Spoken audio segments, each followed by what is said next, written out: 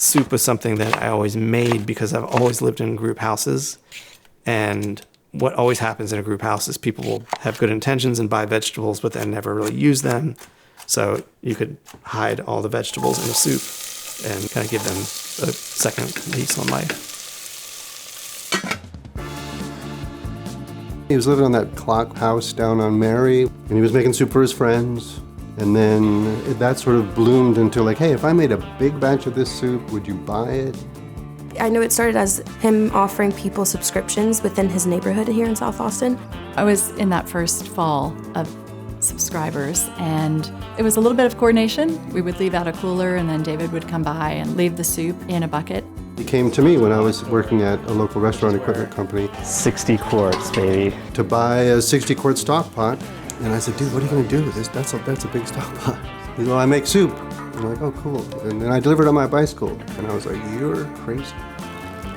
The bicycle, it was kind of a stupid joke. I was biking past my friend, and I noticed he had a little baby cargo trailer in the yard. So I bought it from him, and I kind of modified it and put a piece of cord over it to turn it into a cargo trailer. Not only are you driving in the traffic, but you're delivering soup that probably wasn't properly cooled and might not be safe to eat, and you should take a food safety course. Cycling is definitely inconvenient compared to driving. There's no doubt about it. It was a logistical challenge from the beginning, but it was kind of a cute one. And that's the thing, like, it was very charming. And it was self-consciously anti-capitalist. I mean, it was capitalist, obviously. It was like free enterprise, but it was like, I'm not gathering investors and stuff and building out an expensive place or anything. I'm like doing it in this kind of stupid, unscalable way. And I think people appreciated that. I still have people coming into the shop being like, oh my gosh, you don't even know, back in the day, like I used to buy them from him, and I'm so happy for his success. You know, he became a sort of local celebrity in a really interesting way. Like, he's this really, you know, unassuming, quiet guy who all of a sudden everybody knows who the Soup Peddler is. It's fantastic if you think about it. And, you know, I try to sell people on the idea that they should be able to cook dinners for their families in less than 24 hours. And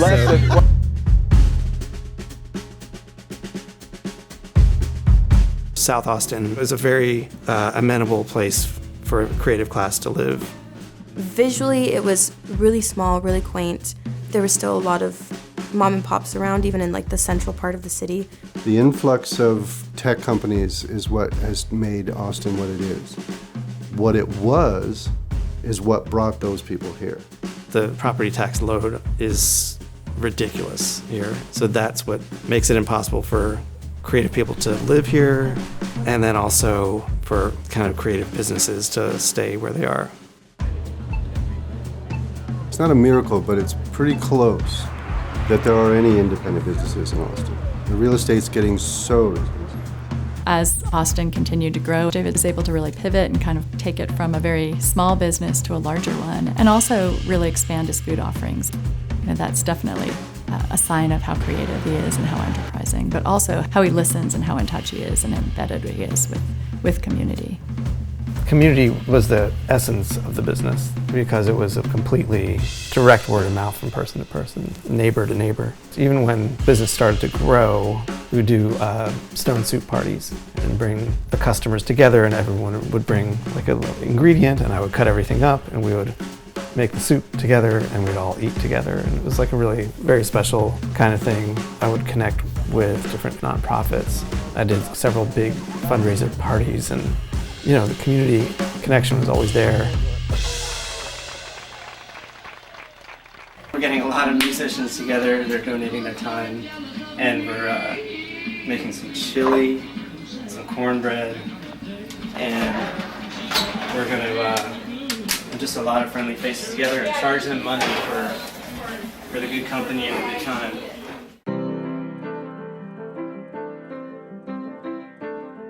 There are some hard, really hard times where I've wanted to like climb under bed and not get out in the morning, but those have been limited and it's all paid off. The rewards have been amazing and the business has a great reputation, And I have like a huge sense of pride for that.